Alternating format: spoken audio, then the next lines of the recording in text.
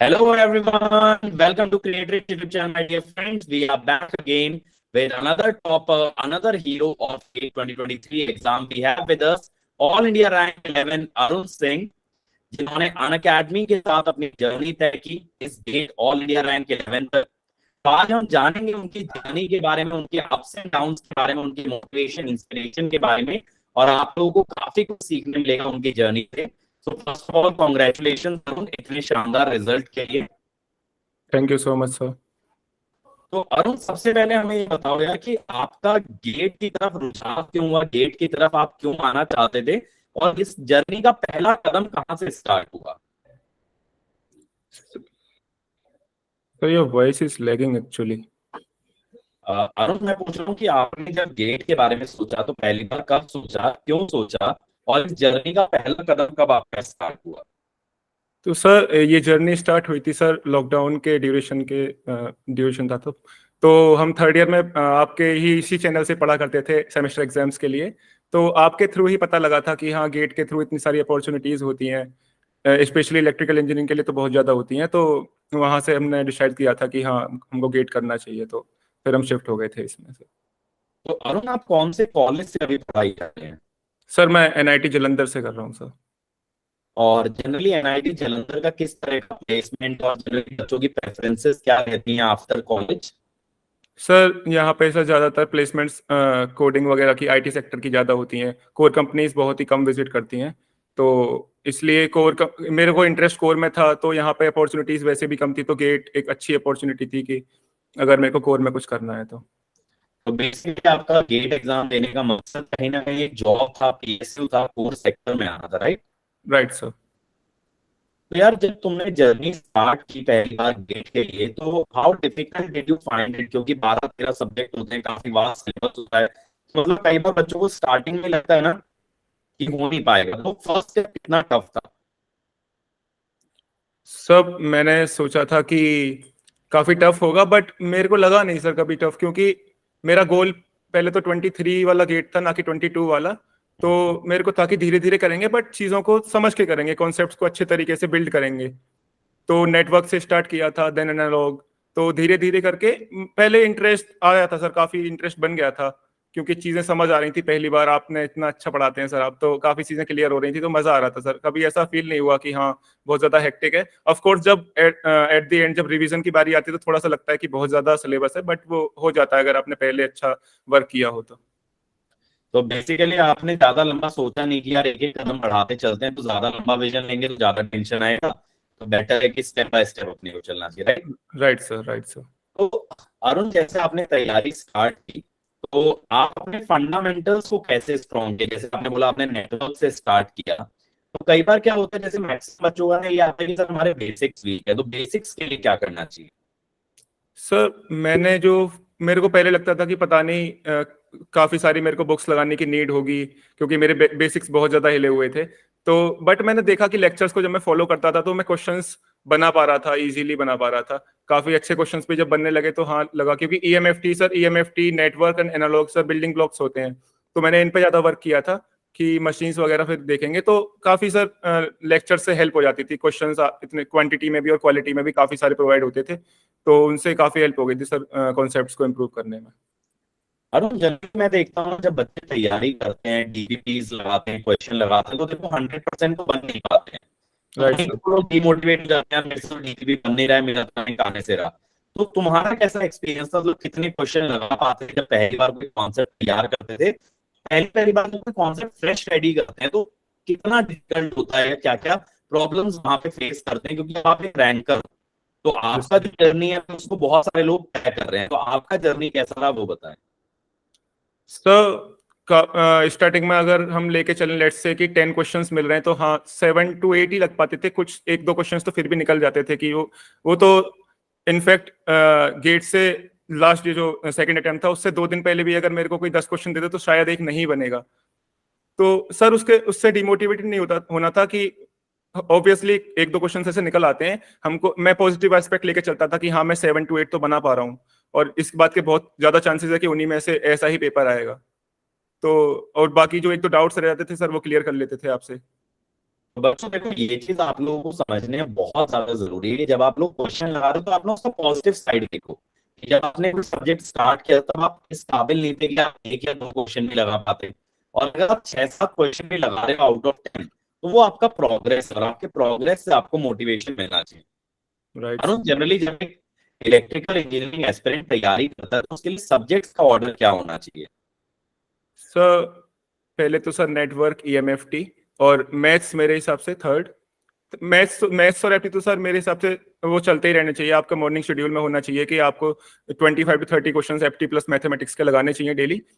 आपसे आप एकदम फ्रेशन अप हो जाते हो उससे। और sir network, analog, EMFT, then signal, then control, and then sir फिर power electronics, electrical machines and what remains power system. Yes sir. तो बेसिकली पहले हमको नॉन कोर सब्जेक्ट से बेस अपना स्ट्रॉन्ग कर लेना चाहिए, and then we have to move to the core subject. Core और सब्जेक्ट्स, एक राइट चीज सर। तो देखो, जब भी मैं अनअकैडमी पे शेड्यूल लेता हूँ आप लोग कुछ तो करते हो कि सर कोर लेकर के आओ, लेकिन कोर जब बाद में आता है, जब आपका फाउंडेशन स्ट्रॉन्ग होता है तो भी फायदा करता है। अगर आप सीधे ही जंप कर जाओगे मशीन, पावर सिस्टम जैसे सब्जेक्ट्स पे ना, आप एकदम से कमांड हासिल ही नहीं कर पाओगे क्योंकि उसके पीछे का बेसिक ही लैकिंग रहेगा। Yes sir. अरुण, जैसे क्या होता है यार, गेट की जर्नी काफी एक लंबी जर्नी होती है। ऑब्वियसली आपने जैसे बताया कि आप सेकंड ईयर एंड से तैयारी शुरू की, ऑलमोस्ट 1.5 साल आपने कहीं ना कहीं गेट को दिया। तो यार इसके अंदर बहुत सारे अप्स एंड डाउन्स आते हैं। तो आप मुझे थोड़ा सा अपनी जर्नी से कोई एग्जांपल, कोई किस्सा अगर आपको याद आता हो, जब आप बहुत डिमोटिवेटेड फील किए हो, तो आप कैसा फील किए, क्यों फील किए, और कैसे उसको ओवरकम किए? तो सर जब तैयारी स्टार्ट की थी तब तो ये था कि हाँ कॉन्सेप्ट्स इंप्रूव करेंगे, सीखेंगे, नई नई चीज़ें सीखेंगे। तो जब सर फर्स्ट अटेम्प्ट दिया था तो रैंक 775 आई थी। तो मैं काफ़ी खुश था कि हाँ इससे थोड़ा सा मेरे को कोर की अगर कुछ कंपनीज आती हैं तो उसमें भी हेल्प हो जाएगी। बाकी मैं नेक्स्ट अटेम्प्ट के लिए तो तैयारी कर ही रहा हूँ। बट ऐसा हुआ नहीं सर, कंपनीज। 22 आपने दिया ना, एक सेमेस्टर गेट की तैयारी करके पहले आपने 22 दिया। यस ठीक है। सर। तो वहां से सर मेरे को था कि रैंक थोड़ी बहुत ठीक आ गई है तो थोड़ा सा कोर में हेल्प हो जाएगी, कोर की कंपनीज आएंगी। बट वो हुआ नहीं सर, क्योंकि कोर की कंपनीज बहुत कम विजिट करती हैं यहाँ पे। तो फिर सर आईटी फील्ड में कंपनीज आ रही थी, काफी सारे मेरे फ्रेंड्स प्लेस्ड हो रहे थे।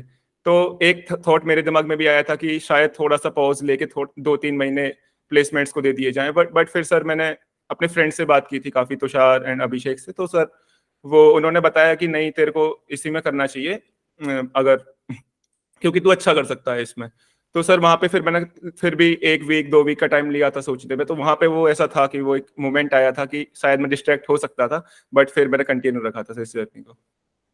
तो बेसिकली जब आपको ये फील हुआ कि यार चलते हैं आईटी सेक्टर की तरफ, दुनिया प्लेस हो रही है, तो आपके फ्रेंड सर्कल ने आपको काफी अच्छा एक पॉजिटिव एटीट्यूड दिया। यस और सर। देखो यही होता है यार कि ना एक इजी वे आउट आपको बहुत बार नजर आएगा, क्योंकि बहुत लोग प्लेस हो रहे हैं, सेलिब्रेट कर रहे हैं, एक अच्छा लाइफ जी रहे हैं।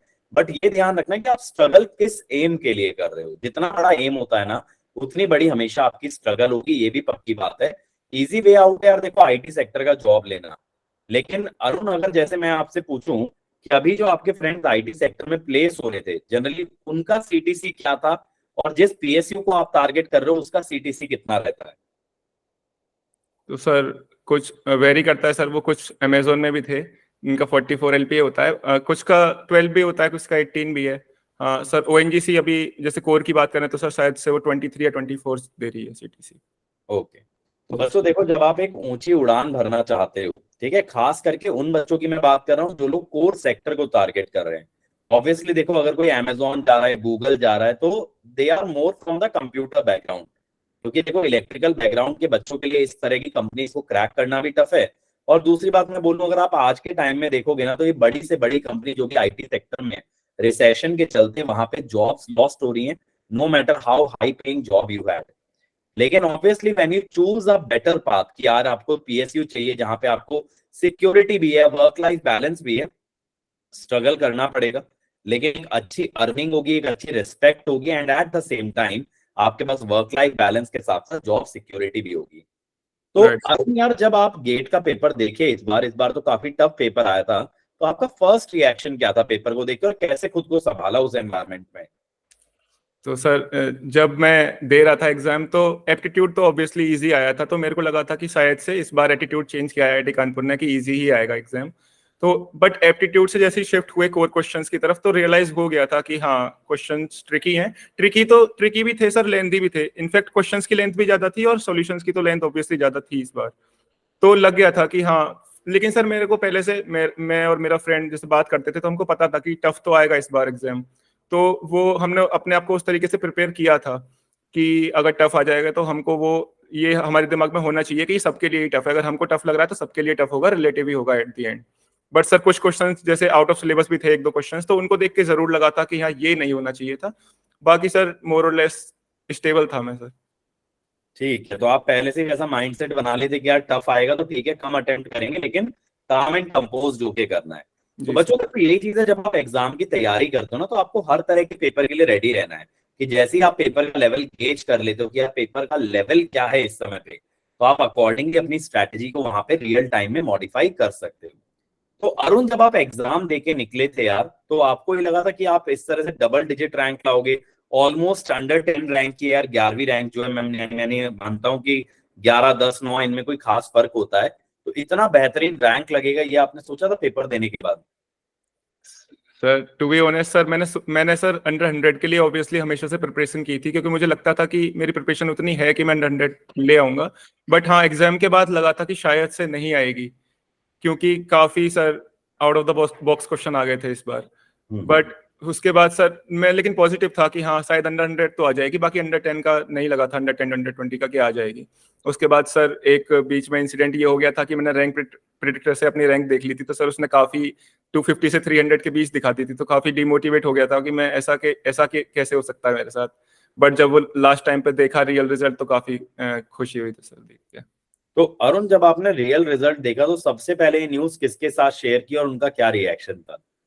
सर मेरी मदर के साथ शेयर किया था सर। वो तो सर बहुत ज्यादा खुश हो गई थी, क्योंकि मैंने जब रैंक प्रिडिक्टर से देखी थी तो उनको बताया था, तो वो काफी इमोशनल हो गई थी, क्योंकि उन्होंने देखा था मेरे को टॉयल करते हुए राउंड द क्लॉक। तो वो काफी खुश थी सर। सबसे पहले मैंने उन्हीं को बताया था कि हाँ मेरी रैंक 11 आ गई है। तो अभी आप हॉस्टल में रहते हो या फिर घर पे ही रहते हो अपनी फैमिली के साथ? सर मैं घर पे ही था इस सेमेस्टर में। मैं कल ही कॉलेज आ गया था सर। अभी अच्छा, यहाँ तो पे क्लासेस हैं सर। थैंक यू अभी अभी कॉलेज शिफ्ट हुए हो वापस से, यस सर। यानी आपने घर वालों के साथ रिजल्ट सेलिब्रेट किया, अच्छे से एंजॉय किया। तो अरुण, व्हाट नेक्स्ट? अभी कौन सा पीएसयू टारगेट कर रहे हो, क्या एम है आपका? सर अभी सर माइंड में ओएनजीसी और पोसोको को लेके चल रहा है सर, कि किस में जाना चाहिए। बाकी सर पीजीसीआईएल थर्ड, इन्हीं को देके थोड़ा टसल चल रहा है सर कि अभी किसको ऑप्ट करना चाहिए। चलो यार, बहुत अच्छी बात है। Obviously you will be spoiled for choices, आपका इतना अच्छा रैंक है। अरुण, जैसे अब कोई बच्चा अगर अनअकैडमी पे आता है जैसे आप आए, तो यार किस तरह से वो अपनी प्रिपरेशन को स्ट्रीमलाइन कर सकता है, कैसे वो सब्सक्रिप्शन के साथ तैयारी कर सकता है, क्या क्या चीजें करनी होंगी? सर यहाँ पे दो चीजें हो सकती हैं कि एक कैटेगरी ऑफ स्टूडेंट हो सकती है कि वो कॉलेज के साथ कर रहे हो, एक हो सकता है ड्रॉप आउट कर जो लोग होते हैं वो कर रहे हो। तो सर मेरा, जैसे मैं खुद कॉलेज के साथ किया तो मैं उनका बता सकता हूँ कि मेरे हिसाब से, क्योंकि क्लासेस भी अटेंड करनी होती हैं कॉलेज की, बहुत सारी चीजें और भी हो जाती हैं, तो मैं रिकॉर्डेड लेक्चर्स देखता था सर। मैं अटेंड करता था वो, क्योंकि लाइव क्लास तो पॉसिबल नहीं हो पाती, सुबह क्लासेस होती हैं, फिर बीच में कुछ ना कुछ वर्क आता रहता है। तो मैं सर रिकॉर्डेड लेक्चर्स देखता था। हाँ बस वहाँ पे आपको थोड़ा सा डेडिकेटेड रहना पड़ता है, क्योंकि वहाँ पे आपको कोई गाइड करने वाला नहीं है कि आपका ये शेड्यूल है, आपको ये फॉलो करना है। तो सर रिकॉर्डेड लेक्चर्स देखते थे कि 5 to 6 लेक्चर्स मेरे को ये देखने हैं। बाकी कुछ अमाउंट ऑफ क्वेश्चंस होते थे कि ये क्वेश्चंस, ये लिस्ट बनी हुई है, ये मुझे को सॉल्व करना है। तो सर मैं उतना रखता था उसको बस। ठीक है, तो आप रिकॉर्डेड क्लासेस फॉलो करते थे, लेकिन रिकॉर्डेड क्लासेस के अलावा अरुण आपने क्या क्या रिसोर्सेज यूज किए तैयारी के लिए? क्योंकि कई बार क्या होता है, बच्चों के पास ना बहुत सारे रिसोर्स आ जाते हैं, 10 तरह की कोचिंग का स्टडी मटेरियल कलेक्ट कर लिए, कुछ कुछ किताबें खरीद लिए, स्टडी मटेरियल हो गया, तो बहुत सारी चीजें हो जाती हैं और इतना हौच पौच हो जाता है कि समझ ही नहीं आता है क्या करें और क्या ना करें। जी सर, मल्टीपल रिसोर्सेज तो मैंने कभी फॉलो नहीं किए। मेरे को हमेशा से बिलीव था कि जो मैं पढ़ रहा हूँ वो सफिशिएंट है मेरे लिए। जैसा आपने एक बार मशीन्स पढ़ा दिया, तो इंस्टेड कि मैं मशीन्स को 2 या और टीचर्स से पढूं, आपका ही लेक्चर 2 बार मैं प्रेफर करता था कि 2 या 3 बार उसी को देख लिया जाए, क्योंकि मशीन्स स्पेशली एक ऐसा सब्जेक्ट है, उसको आप जितनी बार पढ़ेंगे उतने आपको नई चीजें पता लगती हैं उसमें। तो सर एक सिंगल रिसोर्स को मैं पकड़ के उसको मल्टीपल टाइम्स देखता था, ना कि मल्टीपल रिसोर्सेज को एक एक बार देख के। और अरुण, जैसे अगर बच्चा प्रैक्टिस करना चाहता है क्वेश्चंस को, तो प्रैक्टिस कहाँ से करना चाहिए? सर अनअकैडमी ने प्रैक्टिस सेशन दिया हुआ है, वहाँ पे आप जा सकते हैं। बाकी क्लासेस में इतने सारे क्वेश्चंस मिलते हैं, वो आप लगाइए, मल्टीपल टाइम्स लगाइए, PYQs हो जाते हैं, क्वेश्चन बैंक मिल जाते हैं, तो सर वो मेरे हिसाब से सफिशिएंट हो जाता है आपके लिए। तो बेसिकली अनअकैडमी के प्रैक्टिस क्वेश्चन, एजुकेटर DPPs, ये अगर आप लोग प्रैक्टिस करोगे अलॉन्ग विद PYQ, तो that will be more than sufficient. Yes sir, right और सर। अरुण, जैसे आप टेस्ट सीरीज देते थे, तो टेस्ट सीरीज में आपका परफॉर्मेंस कैसा रहता था और वो गेट के एक्चुअल रैंक के कितना करीब था? सर जब मैं देता था टेस्ट सीरीज तो अंडर 10 ही आई थी। इस बार तो स्पेशली अंडर 10 ही आई थी मेरी, लगभग सारे टेस्ट में। लास्ट टाइम नहीं आती थी, वो अंडर 100 आती थी, बट इस टाइम सर अंडर 10 अंडर 20 आती थी, तो और वो एक्चुअली में भी वही हुआ कि ठीक। आ गई। जी सर। तो बेसिकली टेस्ट सीरीज में जैसा रिजल्ट आ रहा था उसके सिमिलर ही आपका गेट रिजल्ट आया। Yes sir. चलिए अरुण, बहुत अच्छा लगा यार आपकी जर्नी कवर करके। और यार, at last I would like you to say something to our aspirants जो अभी तैयारी कर रहे हैं, तैयारी करना चाहते हैं, उनके लिए कुछ मोटिवेशनल, कुछ अगर आप मैसेज देना चाहें। सर मैसेज सर मैं यही देता हूँ कि आप आज के टाइम पे डिस्ट्रैक्शंस बहुत ज़्यादा हैं, तो बजाय कि आप उनको एज अ एक्सक्यूज बनाएं, आप अपना फोकस इंप्रूव करें।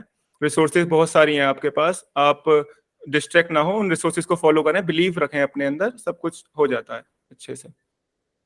तो बच्चों, ये चीज बहुत अच्छी बात है, आप अपने करियर में, अपनी लाइफ में फोकस लेकर के आइए, रेदर देन मल्टीपल चीजों के पीछे भागें, and eventually everything will be fine. तो जैसा आप लोगों ने सुना अरुण की सक्सेस स्टोरी यार, ये सेकंड ईयर के बाद से तैयारी किए और फाइनल ईयर के साथ इतना बेहतरीन क्रैक किया। और मैं मानता हूं क्योंकि अब गेट ने आपको 2 अटेम्प्ट अलाउ किया, तो इसका आपको बेस्ट यूज करना चाहिए, जैसे अरुण ने किया। सेकंड ईयर से अगर आप प्रिपरेशन स्टार्ट करते हो, तो definitely without taking a drop also you can be successful. So thank you, Arun, for taking time out and guiding our aspirants. It was nice interacting with you. और same here sir, thank you so much sir. बच्चों, अगर आप तैयारी start करना चाहते हैं, तो हमारे नए बैचेस स्टार्ट हो रहे हैं फ्रॉम 31 मार्च। आप अभी अन अकेडमी ज्वाइन कर सकते हैं using code Ankit and save up to 49%। ये ऑफर 25 मार्च तक आपके लिए एप्लीकेबल है। फटाफट से आप लोग ज्वाइन कीजिए और साथ मिलकर तैयारी करते हैं, मचाते हैं। Let's crack it. Thank you. Thank you sir, thank you so much.